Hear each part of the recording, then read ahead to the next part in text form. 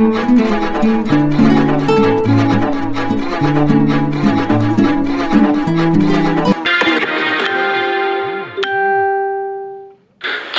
की राजधानी रायपुर में महंगे सूखे नशे की सप्लाई अभी तक रुकी नहीं है।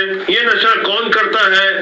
जाहिर तौर पर इसे पैसे वाले लोग ही करते होंगे और पैसे वाले लोगों की बिगड़ी हुई औलादें जिस तरह से क्लबों और पबों में जाकर ऐसे सूखे नशे का उपयोग करती रही, इस बारे में बीते अगस्त सितंबर में आपको नव्या मलिक और विधि अग्रवाल का नाम तो याद होगा या शायद आप भूल भी गए होंगे, क्योंकि इस तरह की खबरें आती रहती है। ना तो दिल्ली से रायपुर आई हुई नव्या मलिक और विधि अग्रवाल की गिरफ्तारी कोई पहली है या आखिरी है, क्योंकि अभी और गिरफ्तारियां हुई है जिससे यह पता चलता है कि रायपुर में अभी भी जमकर सूखे नशे का इस्तेमाल हो रहा है। गौर करने वाली बात यह है कि इन दो लड़कियों के पास से जो 300 वीडियो और 850 से ज्यादा लोगों के नाम और नंबर मिले थे, तब पता चला था कि कुछ बड़े सफेद पोश की बिगड़ी हुई औलादें, कुछ जनप्रतिनिधि, कुछ विधायक और पूर्व मंत्री के बेहद करीबी उनके लड़के और भतीजों का नाम भी सामने आ रहा है। तो विपक्षी कांग्रेस की ओर से कुछ प्रश्न खड़ा किए गए थे, लेकिन जैसे जैसे जांच का दायरा आगे बढ़ता गया तो पता चला कि यहाँ तो सबकी मिलीजुली सरकार चल रही है। छत्तीसगढ़ में जब भूपेश बघेल की सरकार थी तब भी कुछ छुटपुट कार्रवाइयां होती थी, लेकिन बीते दिनों रायपुर पुलिस ने जो बड़ी कार्रवाई की और उसका नाम भी रखा गया ऑपरेशन निश्चय, उसके बाद अभी यानी कल की तारीख में भी हीरोइन यानी चिट्टा पकड़ाया है। इसके लिए बाकायदा 1600 किलोमीटर की एक लंबी चेन बनाई गई थी जिसमें 4 टीमें काम कर रही थी। छोटी छोटी या थोड़ी थोड़ी मात्रा में ड्रग की सप्लाई होती थी, लेकिन यहाँ भी गौर करना होगा ये ड्रग सप्लाई रुकी नहीं और जो गिरफ्तारियां हुई है उसे भी अंतिम नहीं माना जा सकता, क्योंकि अभी भी रायपुर के खासकर आउटर एरिया के क्लब और पब इन्हीं ड्रग वाली महफिल से गुलजार हो रहे हैं। रायपुर पुलिस की कुछ समय पहले की गई कार्रवाइयों में नेता और मंत्रियों के बेटों के नाम भी आए थे। तब इस बात की एक प्रबल संभावना थी कि संदिग्धों की लिस्ट जल्द ही सामने आएगी, जिसमें एक पूर्व मंत्री और 2 तत्कालीन विधायकों के बेटों के अलावा कई रसूखोर नेताओं के भतीजे और बेटे शामिल थे। नव्या मलिक और विधि अग्रवाल के सहयोग से चलने वाली इन ड्रग्स पार्टियों और सप्लाई नेटवर्क से जुड़े हुए कई वीडियो और चैट जब सामने आए थे तब पता चला कि रायपुर और उसके आसपास लंबे समय से गांजे और अफीम के पुराने सूखे नशे की बजाय MDMA, LSD और कोकीन जैसे सिंथेटिक ड्रग की बड़ी खेप लगातार सप्लाई होती रही, जो ज्यादातर गोवा और दिल्ली से रायपुर के क्लबों और फार्म हाउस और पार्टियों में पहुंचाई जाती थी।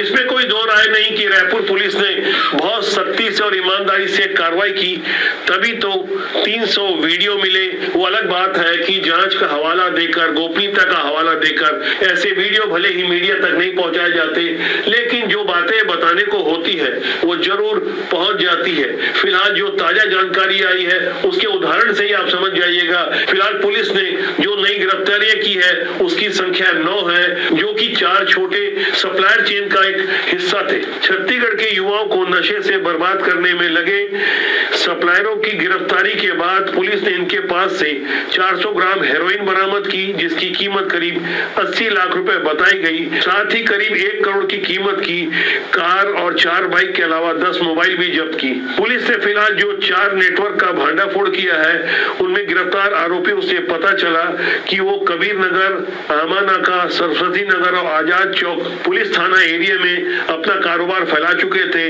इसलिए इनके विरुद्ध अलग अलग थानों में अलग अलग 4 FIR दर्ज की गई है। फिलहाल इन चेहरों को आप अपनी स्क्रीन पर गौर से देखिए। कमलेश अरोड़ा उर्फ लाली, दूसरा बघेल सिंह, आयुष दुबे और गगनदीप सिंह, इन्हीं के नेटवर्क को रायपुर पुलिस ने हेरोइन सप्लाई के मामले में गिरफ्तार किया है। ये ड्रग डीलर पंजाब से थोड़ी थोड़ी मात्रा में हेरोइन लाते थे, फिर उसे रायपुर में छोटे छोटे नेटवर्क के जरिए बांट दिया करते थे। भारत विश्व का सबसे युवा देश माना जाता है, जिसकी करीब 2/3 आबादी 35 साल से कम उम्र की बताई जाती है। इन युवाओं ने उड़ता पंजाब फिल्म भी देखी होगी। हमारे राजनेताओं को भी ये बात अच्छी तरह से पता है कि किस तरह से युवाओं को दूर रखा जा सकता है। पंजाब की स्थिति किसी से छिपी नहीं है।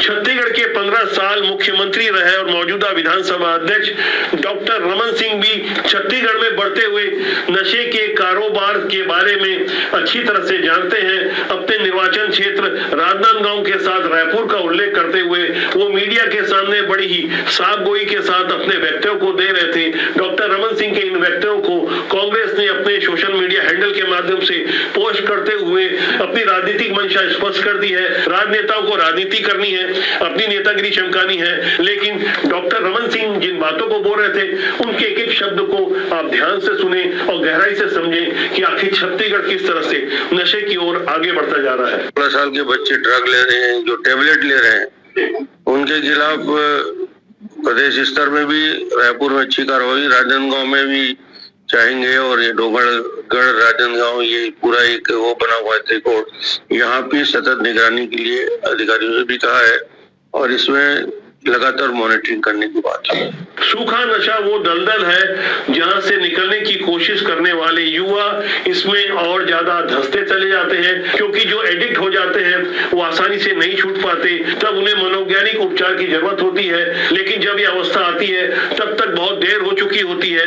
और खासकर छत्तीसगढ़ के युवा जिस तरह से सूखे नशे की चपेट में आ रहे हैं, वहां सिर्फ महंगे क्लब और पब में परोसे जाने वाले हेरोइन और कोकीन की ही बात नहीं है, बल्कि छत्तीसगढ़ के गांव-गांव में जिस तरह से जर्दे वाले गुटखे के अलावा शराबखोरी का प्रचलन बढ़ता जा रहा है। शासन की ओर से प्रतिबंध के बावजूद मसाले वाला गुटखा अभी भी बेचा जा रहा है। न केवल बेचा जा रहा है बल्कि खेतों में बनाया भी जा रहा है। थोड़ी थोड़ी मात्रा में धरपकड़ भी होती है, लेकिन ऐसी नाकाफी कार्रवाई के कारण आज छत्तीसगढ़ का युवा नशे की ओर तेजी से आगे बढ़ रहा है। ऐसा नहीं है कि शासन स्तर पर इसके रोकथाम की कोई पहल नहीं की जाती, लेकिन सिस्टम में बैठे हुए कुछ बेईमान लोगों के कारण जब रेट बढ़ा दिया जाता है और बेईमानी बढ़ जाती है तो उसके बाद थोड़ा तरीका बदलकर नशे का कारोबार शुरू हो जाता है। फिलहाल रायपुर पुलिस ने जो 9 गिरफ्तारियां की है, उनसे जो पूछताछ हुई है उनसे पता चलता है कि कितनी लंबी और दूर की प्लानिंग की गई थी। तभी तो आप सोचिए 1600 किलोमीटर में जगह जगह लोगों का काम बटा हुआ था और थोड़ा तरीका बदलकर अभी भी ये क्लब और पब गुलजार हो रहे हैं नशे से। यहाँ भी बुलडोजर एक्शन की आवश्यकता है। गौर करने वाली बात यह है कि ऐसे महंगे क्लब और पब में बड़े बड़े कुछ पुराने दिग्गज नेताओं के पैसे लगे हैं। पुलिस को अच्छी तरह से मालूम है, इसलिए मीडिया के सामने खुलकर उन नेताओं के बारे में बयान नहीं दिया जाता। सबूतों का हवाला देकर ऐसे सफेदपोश हर बार बच जाते हैं, क्योंकि कई बार तो उनकी अपनी ही औलादें और अपने ही करीबी लोग जब ऐसे नशे के कारोबार से जुड़े रहे, नशे का सेवन करते रहे, तब क्या ही कहा जाए। इसलिए वक्त जरूरत इस बात की है कि आम जनता को जागरूक होकर आगे आना पड़ेगा।